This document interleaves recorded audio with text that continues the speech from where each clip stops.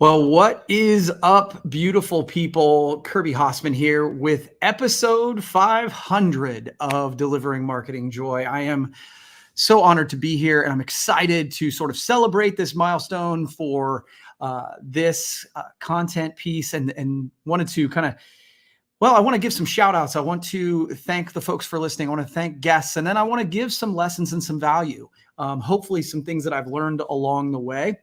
I just want to say right off the top that if you want to be involved in the show, if you want to ask me questions, a couple ways you can do it. Number one, in the comments. If you want to put your comment or your question in the comments, those will pop through. And then if you want to be invited onto the show to ask me a question live, that makes me a little nervous, a little anxious, but also excited. If you want to do that, there should be a link in the comments that you can kind of do that as well. We've got comments rolling in right now, so I want to thank everybody commenting. But I want to dive in if you guys are good with this. It really is hard to believe that it's been 500 episodes. For those who aren't great at math, that's almost 10 years. Started in October 15th of 2014. I launched the first Delivering Marketing Joy. My first guest was none other than Mark Graham. Mark Graham, one of the founders of commonsku, which is still around today. And Mark and I are still friends today. Actually just interviewed him again for Delivering Marketing Joy coming up. And over the years, I've just been blessed, right? I've been blessed with tons of opportunities, tons of amazing people, both in and out of the industry, in the promotional products industry, amazing rock stars, but outside of the industry that I've had the opportunity to interview, learn from, and I've gotten a ton out of this content journey. And I hope many of you have as well. Before I jump into some of the lessons, I just want to give a couple quick shout outs. We wouldn't be doing this without Promo Corner. I mean, Promo Corner is the hub for content in the promotional products industry. They've been a long supporter of the show and then many other pieces of content that I've done. So thank you, gang. So appreciate that. Lori, Joel, Hallie, all of you over there. So thank you so much. Hallie, of course, is sort of running the show behind the scenes right now. So thanks to her, because that causes me a lot less anxiety than having to do all that as well. Just a quick shout out to Dustin Haywood and the whole Hossman marketing team. But Dustin Haywood has probably edited more of these episodes than even I have. And so I appreciate him and the rest of the team for doing that. And of course, my family for just letting me show off on the internet for a long period of time. So that's where I wanted to start. So I wanted to take this to not only, I appreciate all the nice comments, but I also don't want this to just be this celebration of lauding me. I want there to be value. If you are going to take the time out of your day to listen to this, I wanted to give you just some things that I've learned along the way that hopefully will provide you some value. So I'm going to jump into these now. I'm going to do these, and then if you have questions along the way, let me know. I will answer those questions either at the end. If you want to jump in and ask the questions in person, there's a way to do that as well. So, and I can do them at the end. But if somebody is urgent and they need to get on, I'm sure Hallie will let me know about that. So, okay. So let's start with number one is the power of one more. So, obviously I have been doing this for a long time, and I can't tell you how many times, and I mean, this is like, I literally can't tell you how many times people will come up to me and say, look, I've started this podcast, I've started this blog, I've started this whatever, and it kind of seems to it's plateaued. I'm not getting as many views. I'm not as excited about creating it. It doesn't seem to have the results, whatever. And so they always ask, what should I do? And the answer is always the same. Do one more. Do one more. We don't always understand why things are happening in the world, right? The algorithm might be a little wonky. It might be about the time you posted. People might be a little bit bored. A lot of your audience might be on vacation. There's a million reasons. Timing of posting. Do you need to get better, right? Sometimes it's like, okay, I seem to have plateaued. Maybe I just need to work on my craft a little bit more. Do I need to create better copy that will get people interested? I need to get better guests. And what I found is that almost all of these are created by doing one more. The saying that I hear all the time is consistency creates mastery. And I think that there is so much truth to that. Consistency creates mastery. And the story I've told quite a few times, I'll make it quick here, is I was on about episode 20. And actually, Mark Graham and I got the opportunity to interview Seth Godin, who's a hero of mine. And before we went live, and this is 10 years ago, folks, we were doing a live podcast interview with Seth, and we were going back and forth before we went live. And Seth said, "Oh yeah, I've seen Delivering Marketing Joy." And that was good for my heart. Right. And he mentioned some specific things of the episode. So I knew he'd watched. And he said to me, "Keep going. In 3 years, you'll be glad you did." Now, at that point, I was at like episode 20. I didn't have 21. Right? And so it inspired me to keep going. And then on episode 100, Seth was gracious enough to be my guest. So if you are doing anything, honestly, but if you want to do content, if you want to create a blog or a podcast or whatever it is, and you feel like you've hit a rut, my advice, by all means, reach out to me. But my advice is going to be do one more. I think there is so much power in that. So that's lesson one. Lesson two. Lesson two is sort of the debate over quality and quantity. People ask all the time, it's like, well, should I focus on quality or quantity? And that's a tough one, because I think people ask that because they know that it's really hard to say quantity, right? No, you should put out crap as much as possible. And so it's an unfair question. And I think the question comes from perfectionism. That's the voice in our head that says, well, gosh, if I can't do it right, I won't do it at all. And the challenge with that is it is hard to argue with, because we should be putting out quality. But I want to give you a couple things around that, because the answer is both. You need to be doing quality and quantity. First, do understand that when you hear that voice for yourself, it is perfectionism talking. It is perfectionism trying to talk you out of doing anything at all. And so it can be sort of intellectually lazy. So, and it doesn't sound like lazy. It's I'm a perfectionist. Great. You're never going to accomplish as much as you could. So don't allow those kind of excuses to get in your way. Number two, quality is subjective, right? Like, I have had so many times where I started on a piece of content and I spent a ton of time on it and I thought it was going to be amazing. I thought it was going to be life-changing, and no one cared. The market didn't care, right? And then on other times I'm like, look, I said I was going to have an episode or a whatever, and it was going to drop on that Wednesday. So I did something really fast because it needed to be done, and the market loved it. And so by my own judge, man, the first one was the better quality, but the market told me the second one was the better quality because they got more out of it for whatever reason. And so we're not always a great judge of what, quote, quality is. And the final thought is quantity creates quality. Like in any area of your life, whatever you want to do, the more you do something, the better you get at it. So don't let, well, I'm only going to do things that are quality, get in your way. It's perfectionism talking.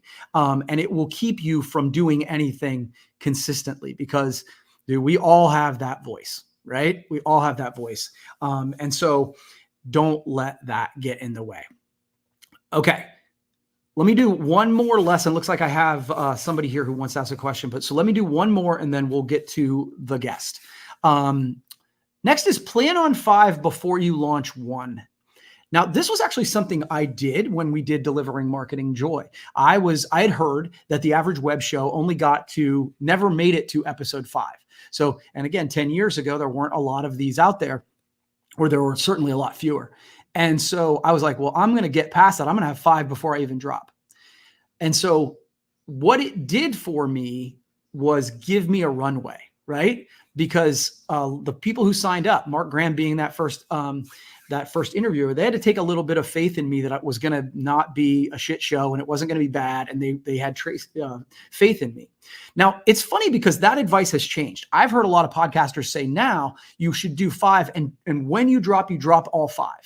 And their logic for this makes sense because we are in a binging world. So if people find you, they're going to be like, oh my gosh, I want to listen to another episode, and you should have some ready so you can build fans. That's the argument for that. And I get it. My pushback to that is when you drop your first podcast, you're not going to be the best. Like maybe you are, maybe you're going to be Tim Ferriss, you're going to be Joe Rogan right from the start. But I have found that most of us get better over time. So the idea that, okay, I'm going to drop this and thousands of people are going to suddenly binge all my episodes, I feel like that's setting you up for failure to a degree, because the first 5 episodes, it's going to be a couple of your friends and your mom watching.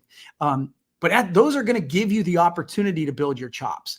The other thing it does is like, okay, I've dropped all 5. Now I'm supposed to do one next week. So by having the 5 recorded and done, that's really helpful, because it's like it builds you in a runway to start being consistent where you don't have to scramble on week 2. So that's that. It looks like my person who was going to ask me a question has dropped off. So I'm going to keep rocking and rolling on a few more of my pieces of advice.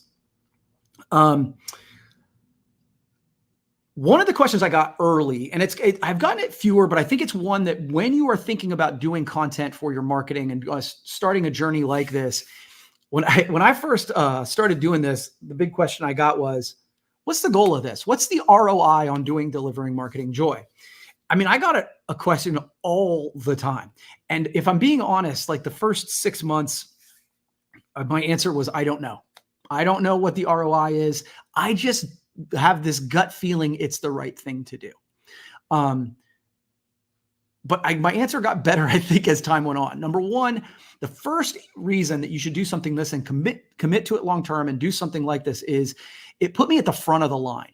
So in our industry, if you are listing in the branded merch industry, you know that you get calls and it'll be like, it's Monday and we've got an event Friday and I need some cheap stuff to hand out, right?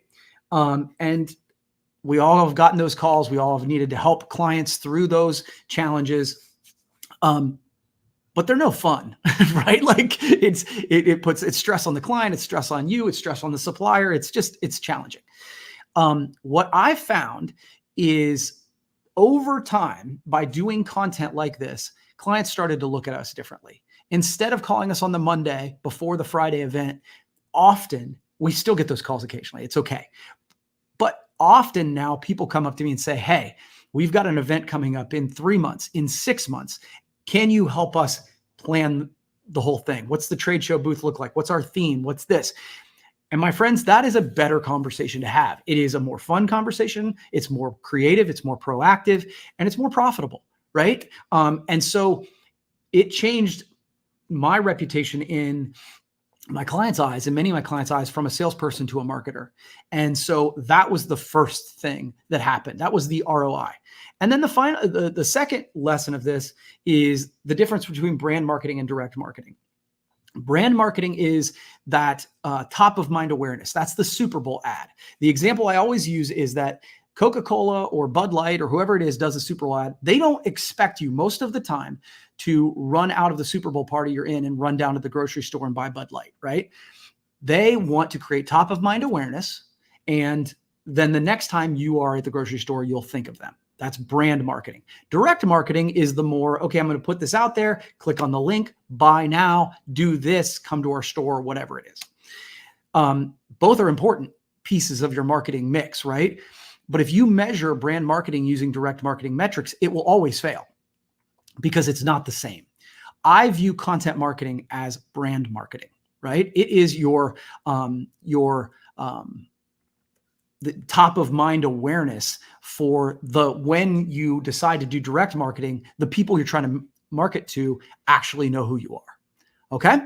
So those are a couple pieces that I would give you. Looks like I've got a couple questions in now. Okay. So Kirby, how do you see AI affecting marketing in the coming years? Great question, Joel.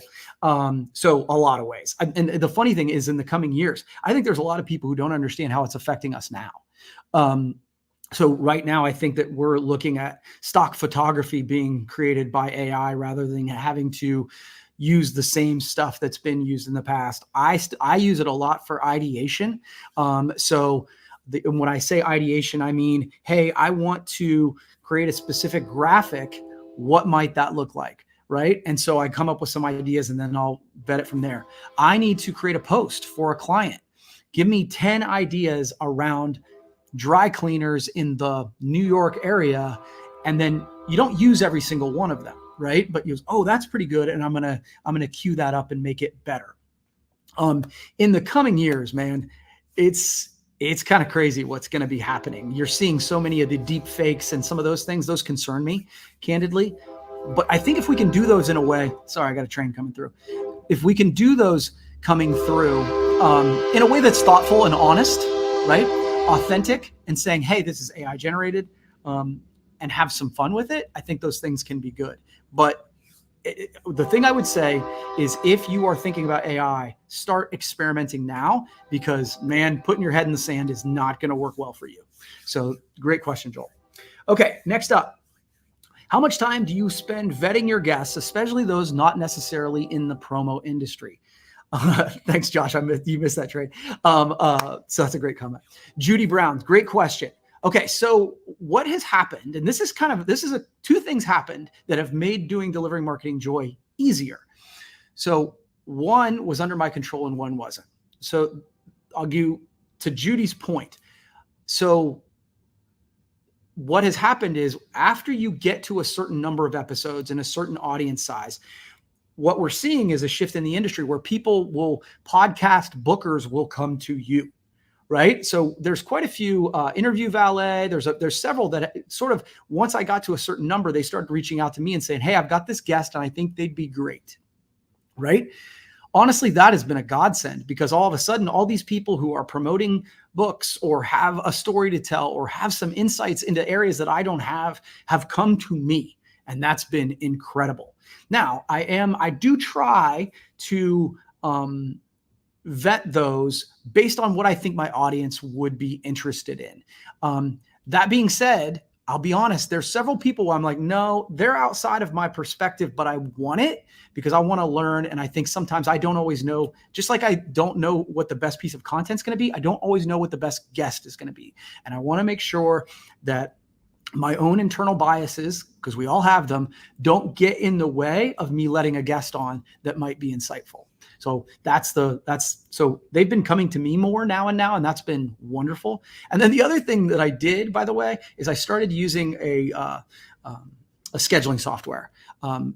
At first, the two things that took all the time were trying to come up with a guest and schedule them, going back and forth. Can you do Tuesday at 9? Can you do this time at this? And that took 50% of my time.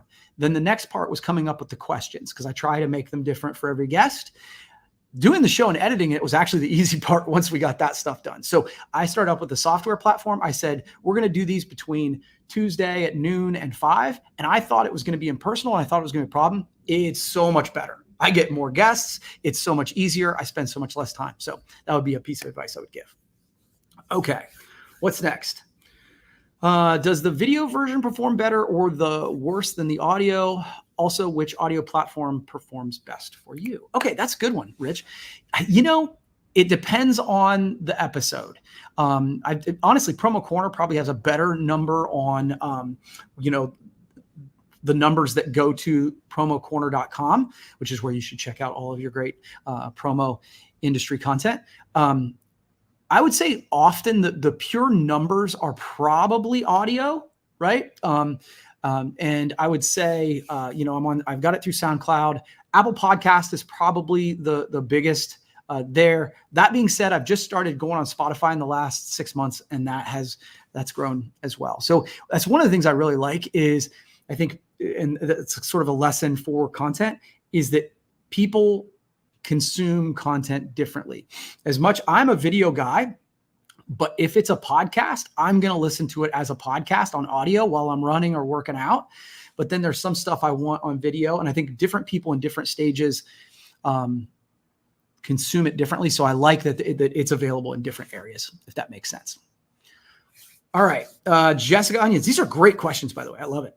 When you started DMJ, there weren't many pieces of content like this in the industry. Any suggestions to stand out in a now saturated field? Man, that's a good question, Jessica. So yeah, I think when I started doing this, it's funny. So this started as a web show. There wasn't a podcast version of this at all until people asked me for it. So as I was learning, the funny story about this is that when I started it, and again, before it had launched, I told everybody I'm going to do a 10 to 15 minute web show. And to a person, every single person was like, that's too long. That's too long. Nobody's going to watch it. And now everybody I interview, especially those outside the industry, or, if they're not familiar with the show, everyone is like, man, this is really short. And I think it's one of those where you find a place that makes sense to you and stick with your guns. There's sometimes it goes long and sometimes it's short, but I think having that has helped me. But the advice I would give is to really, really hone in on the audience you want to serve. Because it will, once you create content that is specifically altered to fit into and serve a specific niche, it will give you so much more return on that. And the thing is the views aren't as important then, right? Because you can make money having a smaller audience if all of those people are people you can serve not only through the content, but through your business. So niching down, I think, will actually allow you to grow up, if that makes sense. Okay. John Mahalio, my college tennis buddy. Love this. Okay. What advice do you have for those with podcasts about editing and publishing your own versus paying someone to do it for you? It seems like it could be overwhelming. Keep up the great work. Thank you. Okay. So this is great. So here's sort of my thoughts about this, John. Is it something you want to know how to do? So this is actually something I was thinking about literally yesterday.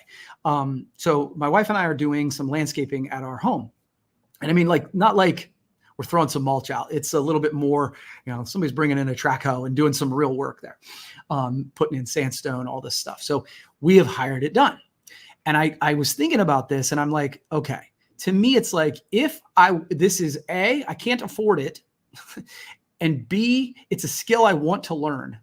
I'll just do it because I'm going to learn through it and I'll go through it. And I think I will say that once you learn the skills of editing a podcast, it's actually not that hard to do. But if it's one, it's like, okay, I just want it to be done so I can move on with my day, landscaping, for example. But like, if you are doing other high dollar activities that make you more money than it costs you to have your podcast edited, and that's not a skill you care to learn about, then you should pay for it to have it done. Now, the third piece of that is pay for someone to then teach you how to do it. That would be the third caveat that would speed up the first, if that makes sense.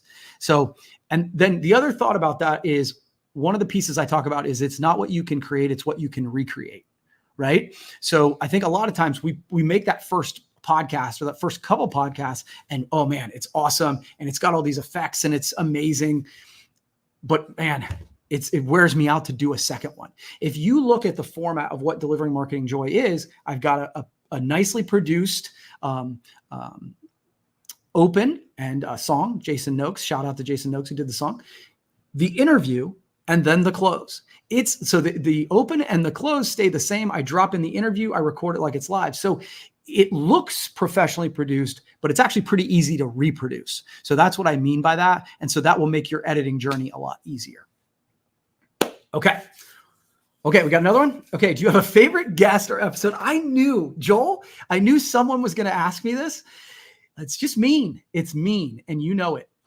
So the challenge is, it's like 500 episodes is A, I'm going to forget people, and B, it's like asking my favorite kids, right? But there's been quite a few that have really been amazing for me. Seth Godin was a big one, right? Because it really, and he's been on a couple times. And so that was a really big one. There's been some industry rock stars. I just like Taylor Borst is always fun to talk to. Dana Zezzo is one of the OGs. I mean, obviously Bill Petrie is one of my buddies and I like doing it so much. I did a podcast with him separately. You've got so many other folks who've been a part of it. I see Brandon Petrich on there. He's been fun. I've been really blessed to talk to so many. It's been hard to pick a specific one, but the funny thing is the ones who I think I won't enjoy, and this is where some of the outside of the industry people come in, like Chris Mercer was just fairly recent, it was a couple months ago. Man, we hit it off immediately, and it was like I laughed and learned through that whole episode. So and yes, Jade Kreider was a great guest as well. So appreciate that. So yeah, it's been a lovely journey, and I apologize I didn't name every one of them, but there's been some great ones. Okay. Okay. After so many years, Brandon, now 500 episodes has become a part of your everyday routine. Do I still like doing DMJ? Ooh, that's hard hitting questions from Brandon. Yeah, I really do. And I think that it honestly, I was struggling probably around the 300 episode mark because of the scheduling and the questions. And solving the scheduling problem, it was just a big lift. Solving that made a big difference in my life. Now that I can just say, okay, and I will on Tuesday afternoons, there are times where I interview 0, some 1, but there are days where I'll interview 4 people on Tuesday afternoons because they've all scheduled themselves. I'm in the same headspace. I've got the questions, and all of a sudden I've got a month's worth of content created there. That has made it really helpful. For those who've signed up, and Brandon, you've been one of them. I've got it set up so that you automatically get it, and then you get like 10 questions. I actually don't very rarely ask those 10 questions, but it gives me a jumping off point that if I don't know what to ask you, I can like, I'm not creating the interview from scratch every time. So back to it's not what you can create, it's what you can recreate. Okay. One final thought. So one final thought on this is it's not the same 25. I think if you're thinking about doing a piece of content, one of the concerns is you're going to start and it's not going to feel like many people care. That's totally natural unless you are a movie star or somebody who's already got a level of fame. That's how it goes. So a couple last lessons. I think Jade is asking me lessons, but also just the lesson is keep going, right? That's consistency creates mastery. It's not the same 25 viewers. That's the part I want to get to. So what will happen is you do it and you're like, okay, it's going well. We've got like 25 people reading my blog, 25 people listen to the podcast, and it might stall there for a bit. Hopefully not, but it often does. It stalls somewhere, whether it's 100 or whatever it is. What you need to understand is every episode, it isn't the same 25 people. That's what we think it is. It's like those same 25 people. It's not. It's 5 to 7 of the same people who listen every time. And the rest of them are changing out because they have a life, right? And they come back and they listen to one episode, but not another episode because of the guest or because of their time or because of their life. And then I learned this lesson at one point at PPI Expo when I was meeting all these people and they're like, oh, I listen to this podcast or I listen to this podcast. I'm like, where are you people?